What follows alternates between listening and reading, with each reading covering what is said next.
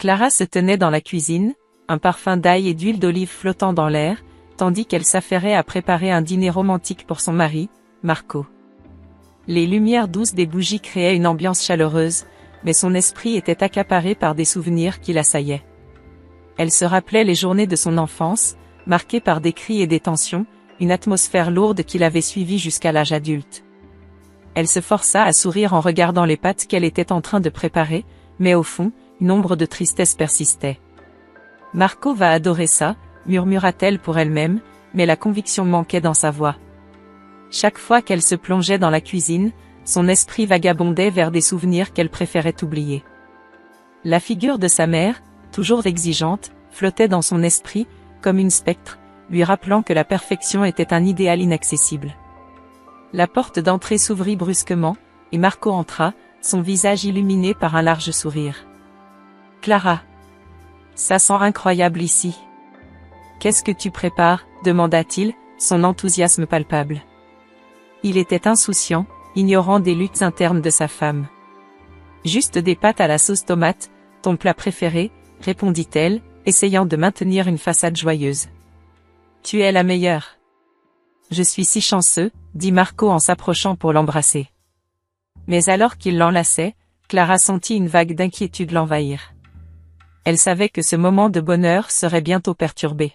« Ah, avant que j'oublie, j'ai une surprise pour toi, » annonça Marco, s'écartant légèrement pour la regarder dans les yeux. « Ma mère, Rosa, va emménager avec nous. » Le cœur de Clara s'arrêta un instant. Elle se figea alors que les mots résonnaient dans sa tête. Rosa. La mère de Marco. L'autorité incarnée. Une présence écrasante qui avait toujours su la mettre mal à l'aise. Quoi? Quand? Balbutia-t-elle, la voix tremblante. Ce week-end, je pense. Elle a besoin d'un endroit où rester, et je sais que cela te fera plaisir, continua Marco, son sourire persistant. Mais Clara ne pouvait pas répondre. Elle se sentait prise au piège, comme si une tempête se préparait à déferler sur sa vie tranquille. Bien sûr, je suis ravie de l'accueillir, dit-elle finalement, bien que son visage trahisse son inquiétude. Elle se força à sourire, mais un frisson de malaise parcourut son échine. Clara se souvint d'un incident marquant, un Noël où Rosa avait humilié Clara devant toute la famille, la traitant de « fille de bonne famille qui ne sait pas gérer un foyer ». Cette humiliation l'avait profondément blessée, et le souvenir de ce moment la hantait encore. « Tu es sûr que ça ne te dérange pas ?» demanda Marco, un brin inquiet en voyant l'expression sur le visage de Clara. « Non, non, tout va bien, » répondit-elle, se ressaisissant. « C'est une excellente idée. Rosa a besoin de nous. » À cet instant, Clara savait qu'elle devait jouer son rôle, feindre l'enthousiasme et le soutien, même si son cœur battait à tout rompre. La perspective de devoir cohabiter avec Rosa la terrifiait, et elle avait l'impression que son secret, celui qu'elle avait caché si longtemps, pourrait bientôt être découvert. Elle se retourna pour vérifier la sauce, évitant le regard de Marco. Le bruit des ustensiles et le crépitement de la cuisson lui apportaient un certain réconfort, mais elle savait que le calme n'était qu'une illusion. Sa vie, autrefois si ordinaire, était sur le point de basculer dans un chaos qu'elle n'avait pas anticipé. Clara se tenait dans l'entrée, les bras croisés, observant Rosa débarquer avec ses cartons. La porte était grande ouverte, et l'air frais de l'extérieur semblait en contraste avec la chaleur étouffante qui régnait dans la maison. Rosa, avec son air autoritaire, ne cessait de donner des instructions à Marco, qui souriait, visiblement ravi de voir sa mère. « Marco, peux-tu m'aider avec celui-ci » demanda Rosa, en désignant un carton lourd. Clara sentit une boule se former dans son estomac. Elle se força à sourire, mais son cœur battait la chamade. « Bien sûr, maman » répondit Marco, en se dirigeant vers le carton. Clara ferma les yeux un instant, essayant de se concentrer sur autre chose, mais les souvenirs d'instants passés avec Rosa affluaient. Elle se souvint de cette fois où Rosa avait critiqué son choix de carrière, la faisant se sentir petite et insignifiante. « Clara, tu pourrais m'aider à déballer ses affaires » lança Rosa, son ton presque autoritaire.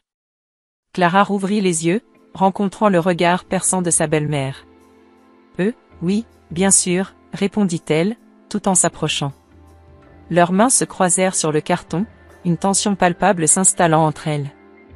Clara se força à ne pas lâcher prise, mais l'emprise de Rosa sur sa vie semblait se renforcer avec chaque instant qui passait. Tu sais, Clara, j'ai toujours pensé que la propreté d'une maison était essentielle. Tu devrais envisager de réorganiser certaines choses, dit Rosa, en scrutant les lieux avec un air de désapprobation. Clara se figea, le cœur serré. Je pense que tout est en ordre, répondit-elle, essayant de garder sa voix posée. Peut-être pour toi, mais une mère sait ce qui est mieux pour sa famille, rétorqua Rosa, ses mots tranchants comme une lame. Marco, toujours occupé à déballer, ne prêta aucune attention à la tension qui montait entre les deux femmes. Oh, vraiment? Et qu'est-ce que tu proposes exactement? Demanda Clara, la colère commençant à poindre dans sa voix. Je pense que tu devrais reconsidérer certaines de tes priorités, dit Rosa, un sourire satisfait sur les lèvres. Clara sentit une flamme s'allumer en elle. Mes priorités? Tu veux dire mes choix de vie? Rétorqua-t-elle, la voix plus forte maintenant. Clara, je ne veux que le meilleur pour vous deux. Parfois, il faut savoir écouter les conseils d'une mère, insista Rosa, croisant les bras. Clara, déjà à bout, se tourna vers Marco, cherchant du soutien. Mais son mari semblait totalement absorbé par le déballage des cartons, insouciant des tensions qui se développaient. Marco, tu n'as rien à dire, demanda-t-elle, une pointe de désespoir dans la voix.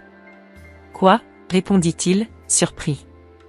Je pensais juste que tu voulais aider ta mère. C'est exactement ce que je fais, mais je ne suis pas un enfant à qui on doit dire quoi faire, s'écria Clara, la colère débordante. Clara, je ne comprends pas pourquoi tu réagis comme ça, dit Marco, un air perplexe sur le visage. C'est juste ma mère qui veut donner un coup de main. Un coup de main, vraiment? Clara secoua la tête, frustrée. Tu ne vois pas à quel point elle empiète sur ma vie? Rosa, satisfaite de la réaction de son fils, ajouta avec un sourire moqueur, « Oh, ma chérie, tu sais que je ne fais que t'aider à être la meilleure version de toi-même. » Non, tu essaies de me contrôler, répliqua Clara, la voix tremblante. Marco, toujours amusé par la situation, ne comprenait pas la profondeur du ressentiment qui avait explosé entre sa femme et sa mère. Il fronça les sourcils, réalisant que cette journée ne serait pas aussi simple qu'il l'avait imaginé. Clara s'était installée dans un coin tranquille de son café préféré, une petite table près de la fenêtre. La lumière du matin filtrait à travers les voilages, créant une atmosphère douce et apaisante. Pourtant, son cœur était en proie à une tempête d'inquiétude. Elle jouait nerveusement avec sa tasse de café, les pensées se bousculant dans son esprit. Sofia, son amie de longue date, était déjà là, une expression de préoccupation sur le visage. « Clara, tu as l'air ailleurs. »« Qu'est-ce qui se passe ?» demanda Sofia, en s'installant en face d'elle. Clara soupira, son regard se perdant dans la rue animée. « C'est Rosa, ma belle-mère. Elle vient de s'installer chez nous. Je ne sais pas comment je vais gérer ça. » Sofia plissa les yeux, attentive. « C'est vrai que Rosa est un peu difficile, mais tu dois lui montrer que tu es forte. » Forte? Clara secoua la tête, une pointe d'amertume dans la voix. Tu ne sais pas ce qu'elle a fait dans le passé. Chaque fois que je pense à elle, je ressens une boule au ventre. Elle a toujours eu ce pouvoir sur moi. Raconte-moi, Clara. Qu'est-ce qui te fait vraiment peur? Insista Sofia, sa voix douce mais ferme. Clara hésita un instant, se remémorant les souvenirs douloureux. Quand j'étais jeune, j'ai eu une grosse dispute avec elle au sujet de mon mariage avec Marco. Elle ne cessait de dire que je ne serais jamais assez bien pour lui. Et maintenant, elle vit sous notre toit, prête à interférer dans notre vie. Sofia hocha la tête, comprenant la profondeur de la douleur de son amie. Mais tu n'es pas la même personne qu'avant. Tu as construit ta propre vie. Tu dois pouvoir lui tenir tête, Clara. Je sais, mais... Clara marqua une pause, cherchant les mots justes. J'ai un secret, quelque chose que je n'ai jamais partagé avec Marco. Si je lui disais, ça pourrait tout changer. Mais j'ai peur de la réaction de Rosa. Quoi que ce soit, tu dois le dire à Marco. La vérité a toujours une façon de sortir, et si tu le gardes pour toi, ça te ronge de l'intérieur. Clara soupira, le poids de la décision pesant sur elle. Je sais que tu as raison, mais je ne veux pas que ça affecte notre mariage. Marco est tellement insouciant. Il ne voit pas ce que je vois. Parfois, il faut être le porte-parole de la vérité, même si c'est difficile, répondit Sofia avec conviction. Tu dois te défendre, Clara. Ce n'est pas seulement pour toi, mais pour votre relation. Clara leva les yeux vers Sofia, une lueur d'espoir dans son regard. Tu as raison. Je ne peux plus rester silencieuse. Je dois affronter mes démons. Mais comment commencer? Commence par un pas à la fois. Parle à Marco. Dis-lui ce que tu ressens. Ne le mets pas face à un ultimatum, mais explique-lui simplement ce qui se passe en toi. Sofia sourit, encourageante. Je suis là pour toi, peu importe ce qui se passe. Avec un soupir résigné, Clara acquiesça, mais l'anxiété dans son cœur ne faisait que grandir. D'accord, je vais essayer. Mais je sais que ça ne va pas être facile. Rosa ne va pas accepter d'être mise à l'écart si facilement. Peu importe, Clara. L'important est que tu te défendes.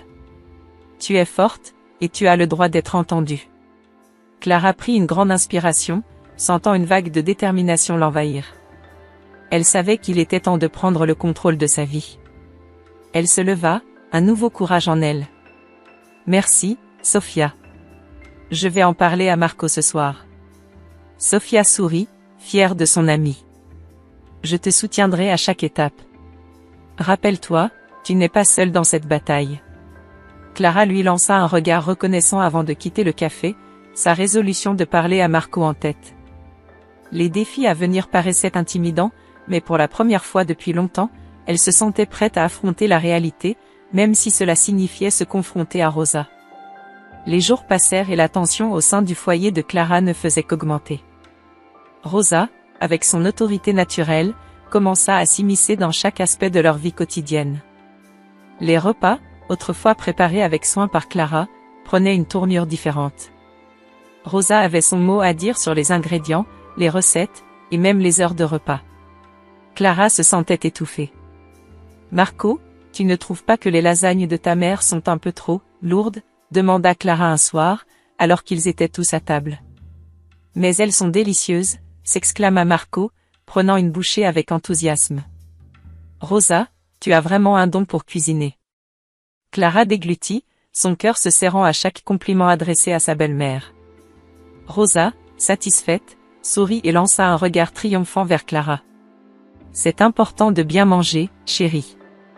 Une famille unie se nourrit bien, dit-elle avec un ton qui ne laissait place à aucune contestation.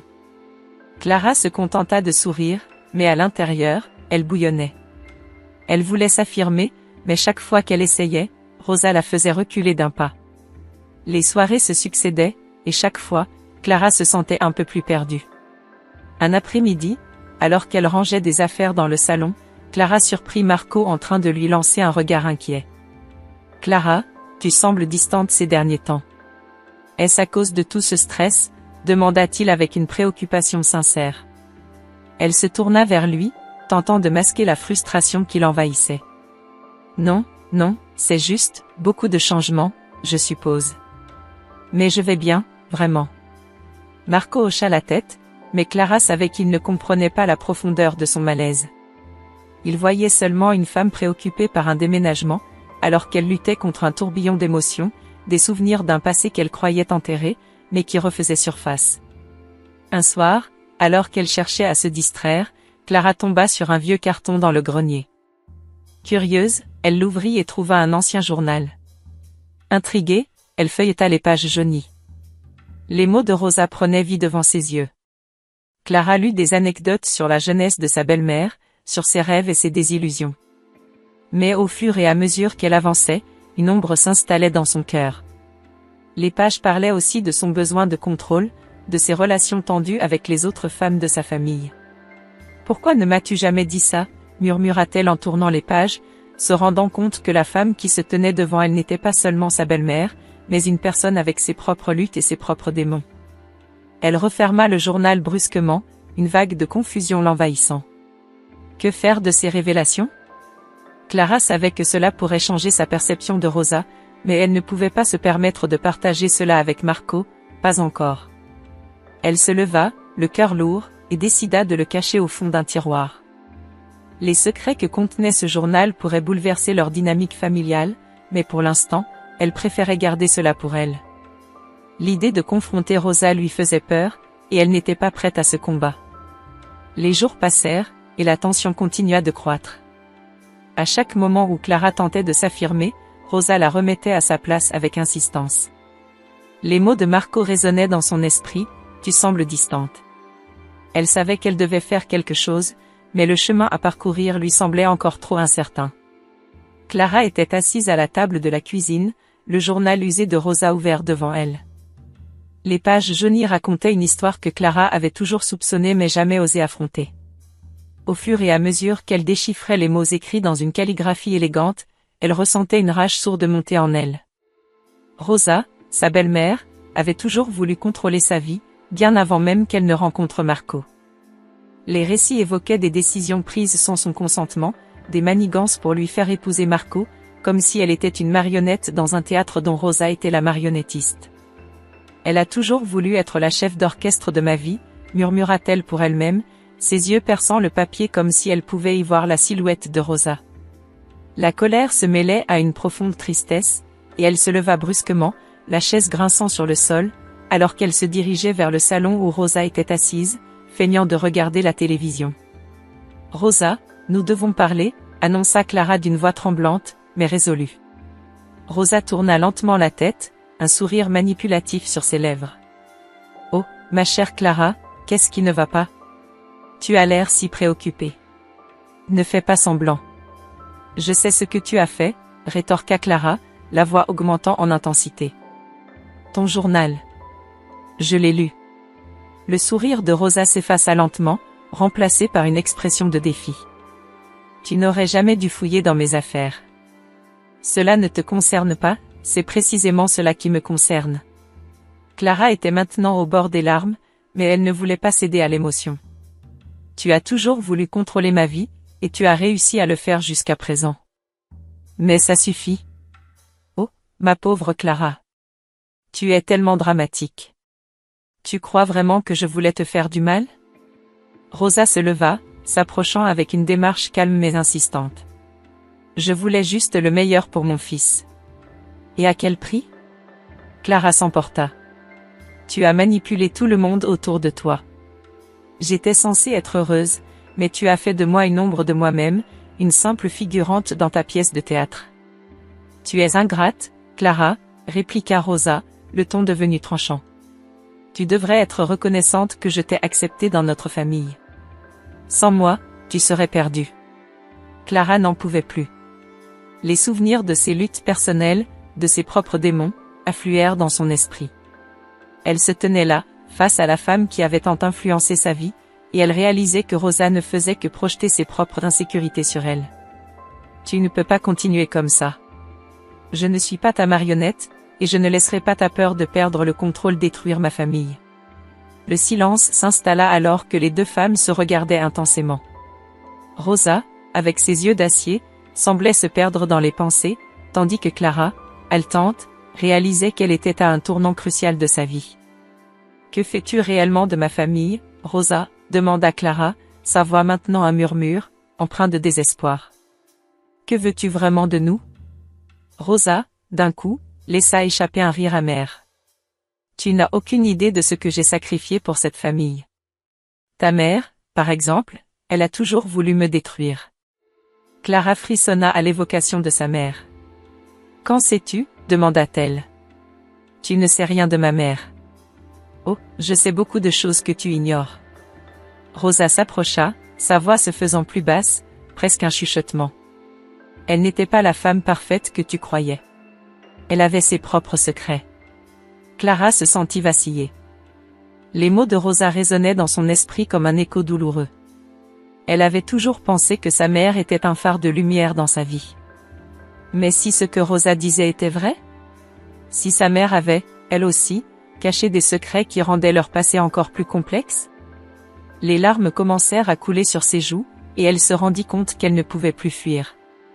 Elle devait faire face à ses démons, à cette femme qui avait cherché à la contrôler, mais qui maintenant, par ses révélations, menaçait de détruire tout ce qu'elle connaissait. Clara leva le menton, déterminée. Je ne vais pas te laisser détruire ma famille. Je vais me battre pour nous. Clara était assise à la table de la cuisine, le regard fixé sur le vieux journal de Rosa, ses mains tremblantes tenant la couverture usée. La pièce était silencieuse, mais l'atmosphère était chargée de tension. Elle savait que ce moment était inévitable. La confrontation avec sa belle-mère était déjà écrite dans les étoiles. Les secrets qu'elle avait découverts dans le journal la rongeaient, et elle ne pouvait plus les garder pour elle.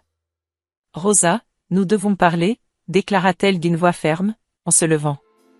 Clara pouvait sentir son cœur battre vite, mais elle savait qu'elle devait s'affirmer.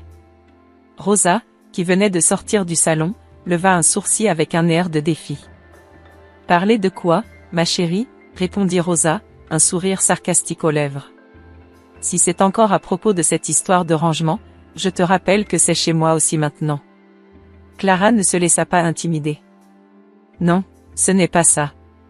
C'est à propos de ton journal. J'ai tout lu, Rosa.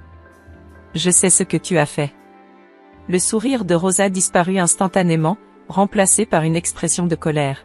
« Tu n'as pas le droit de fouiller dans mes affaires, Clara. Qu'est-ce qui t'a pris ? » Je ne pouvais plus rester silencieuse, répondit Clara, sa voix s'élevant. « Tu as toujours voulu contrôler ma vie, celle de Marco, de toute la famille. Je ne suis pas une marionnette que tu peux manipuler à ta guise. » Rosa croisa les bras, défiant Clara du regard. « Et tu penses vraiment que tu peux te dresser contre moi ? Je suis sa mère. Je suis celle qui a élevé Marco. Tu n'es qu'une intruse dans notre famille. » « Intruse ?» Clara éclata de rire, une colère contenue qui jaillit enfin. « Je suis sa femme, Rosa. Et je ne vais pas laisser ton ombre planer sur notre mariage. » À ce moment-là, Marco entra dans la cuisine, attiré par les voix élevées. Il s'arrêta, le visage blême, réalisant soudain l'ampleur de la confrontation. « Qu'est-ce qui se passe ici ? » demanda-t-il, inquiet. « Marco, tu dois écouter, » commença Clara, se retournant vers lui, les larmes aux yeux. « J'ai découvert des choses sur ta mère. Elle a toujours voulu nous séparer, contrôler notre vie. Regarde ce qu'elle a écrit. » Rosa, furieuse, se tourna vers son fils. « Ne l'écoute pas, Marco. Elle essaie de manipuler la situation pour te rendre contre moi. »« Non, Rosa, » intervint Marco, sa voix ferme. « Je veux entendre ce que Clara a à dire. » Il se tourna vers sa femme, la prenant par les épaules. « Dis-moi tout. » Clara, encouragée par le soutien de Marco, s'empara du journal et l'ouvrit à une page marquée. « Regarde ça, Marco. Elle a toujours voulu que tu sois dépendant d'elle. Elle a écrit comment elle a orchestré notre mariage pour s'assurer que je ne te prenne jamais vraiment. » Rosa, prise au dépourvu, tenta de minimiser. « Ce ne sont que des mots, Marco. Elle veut te retourner contre ta mère. Ne la crois pas. » Mais Marco, réalisant la douleur qui hantait Clara, commença à comprendre. « Maman, je ne peux plus ignorer ce que Clara ressent. Tu as toujours eu une emprise sur nos vies, et je ne peux pas rester dans l'ignorance. » La tension monta d'un cran alors que Rosa, humiliée, se mit à reculer. « Vous ne comprenez pas. Je faisais tout ça pour vous protéger. »« Protéger ?»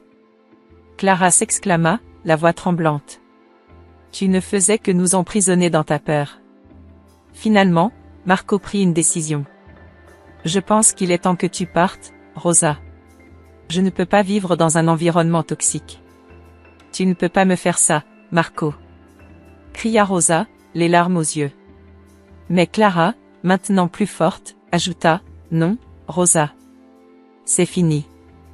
Tu as perdu ton emprise sur nous. » Dans un dernier éclat, Rosa réalisa qu'elle était vraiment seule. Elle ramassa quelques affaires, la tête haute mais le cœur brisé, elle sortit de la maison, laissant derrière elle le chaos qu'elle avait créé. Clara, les larmes aux yeux mais le cœur soulagé, se tourna vers Marco. « Je suis désolée que cela ait dû arriver. »« Non, Clara, » dit-il, prenant son visage entre ses mains. « C'est moi qui suis désolée. Je n'ai pas vu ce qui se passait. Mais maintenant, je comprends et je te soutiendrai toujours. » Ensemble, ils regardèrent la porte se fermer, un nouveau chapitre de leur vie s'ouvrant enfin, libérée des chaînes de la manipulation et de la peur. Si vous avez suivi jusqu'ici, abonnez-vous à la chaîne pour plus d'histoires émouvantes et captivantes comme celle-ci.